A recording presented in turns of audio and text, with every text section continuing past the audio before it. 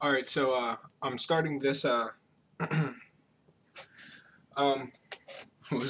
lost my train of thought. This is the last video of the startup guide. Now, the main reason I started this video with the auction house tab open is because I wanted to show you that in the very last video I bought a bunch of volatile fire. And I put it up in a stack of 200 and I said, man, I really hope this sells. I've never sold it in a stack of 200 before. And there it is right there. Sold in a stack of 200, 2046 gold. So I wanted to start this video with a nice strong opening like that, like bam, right there. that just proves that, you know, stuff like this happens. I mean, that I don't know what sold before that. I mean, let's check my mailbox right now, but that right there, if I would have sold that while I was counting the the amount that I made every single hour, then I mean, goddamn, that would have really. Ooh, I sold 2 weapons of enchant agility, 2 scrolls of enchant agility too. It's another 2,000 gold.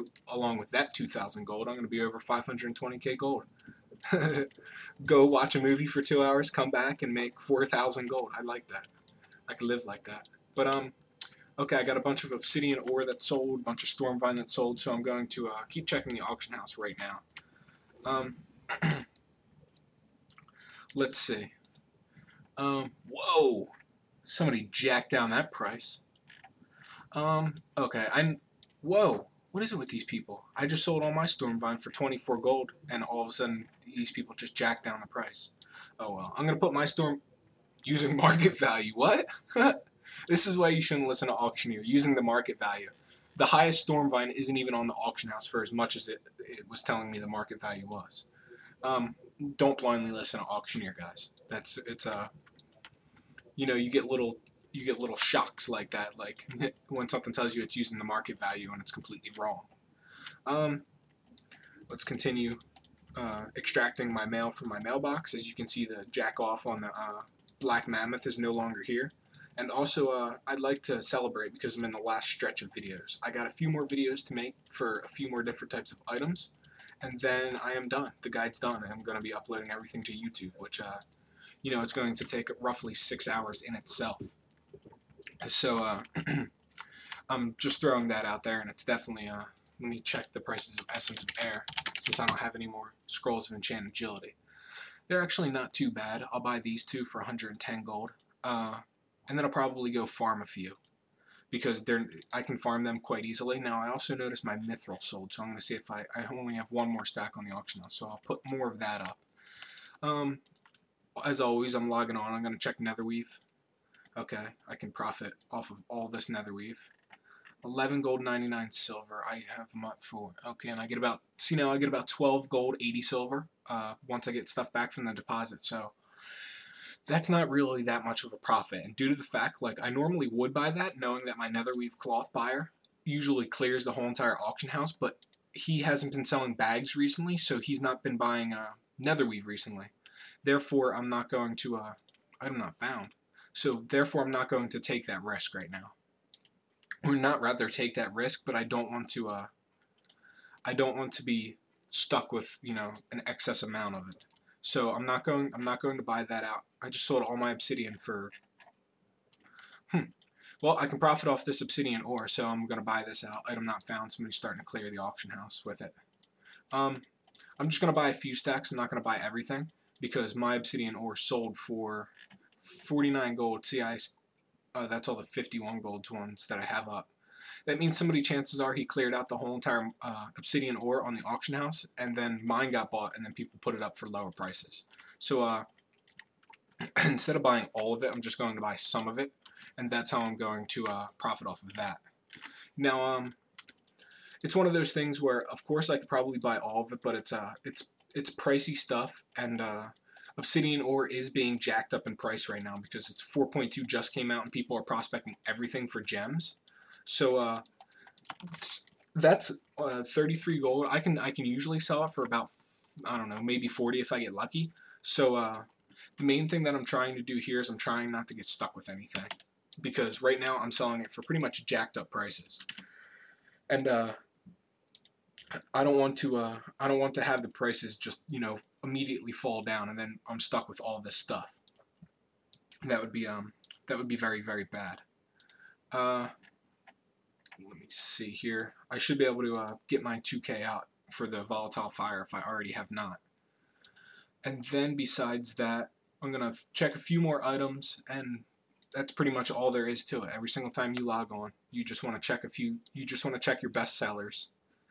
No more infinite dust to buy. Let me check Frostweave. I didn't check that. Somebody bought all the Frostweave on the auction house besides the extremely overpriced crap. I didn't see any of this in my mail. Nope, I still got all that on there. It's one of those things where you don't even have to talk to yourself. I like talking to myself when I'm doing that. Just makes it feel more real. There we go. Volatile fire. Bam. Bringing that total up. Now,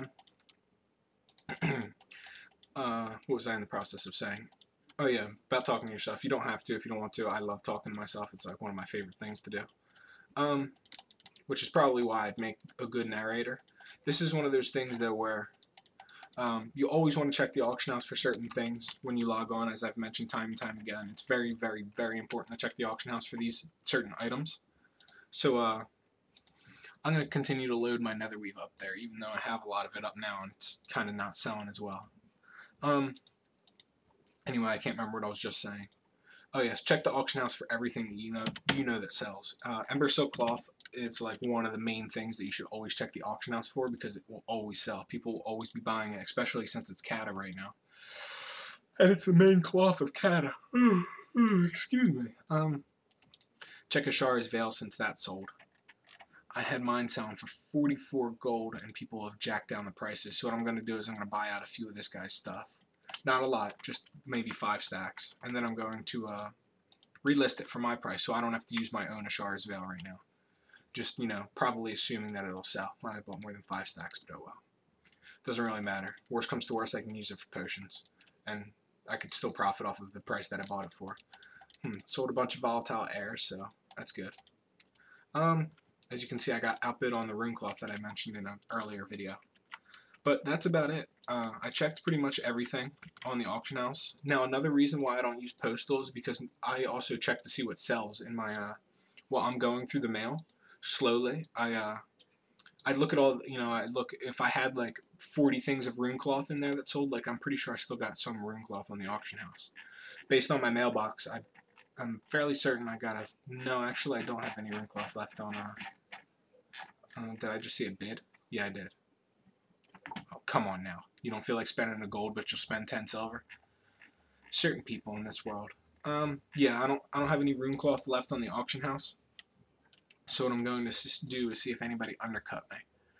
Which, nope, there's no rune cloth that I could buy and resell. That person still thinks this rune cloth is going to sell for that much, but it isn't. Now, that person is probably he's probably going to be moving up to netherweave next, which I have a lot of netherweave, as you can see. And also, I don't have much frostweave, so the main things I want to focus on now is farming rune cloth. Oops, I don't want to loot Twilight Jasmine. Now I'm going to have to mail stuff back. Occasionally you'll make a little messy screw up like that and accidentally click a crate and you'll loot a whole bunch of stuff that you didn't want to loot. But it doesn't happen too often. What I'm going to do is I'm going to mail these items that I don't feel like having taken up my inventory to my rogue because I'm going to be farming LBRS right after this. And then that's pretty much it. That's pretty much all there is to the startup guide. You check a bunch of items. The one thing I forgot to check is volatile water, which I'm going to check right now. Run back on over to the auction house so I can check volatile water, see if there's any deals worth buying. Now, volatile water, the market is all messy right now, which I say on my website. The market's actually stabilized again. I might be able to find a few deals on this. 82, 10, that'll be about, no, that's not, no, 83, 87, no real deals on it. So that pretty much ends my startup guide. So yeah, stick around and watch every other video I have, and also visit my website. The link is in the description of this video, and if you like reading fantasy books, you can always buy my book, Drylore the First Artifact. There's a link for it on the left-hand side of my website. I'd like to plug my book in there because, hey, who doesn't like money? And, I think you'll really enjoy the book. If you enjoy fantasy settings, fantasy books, I think you'll enjoy the book. So give that a read, give that a try, read the description. I have the whole entire first chapter on my website. So that's about it. Completely covers the startup guide. and you know, enjoy making 10K an hour, because you very damn well can. So I'll continue with other videos next, and then make the introduction video, upload everything to YouTube, and we're gonna be good to go.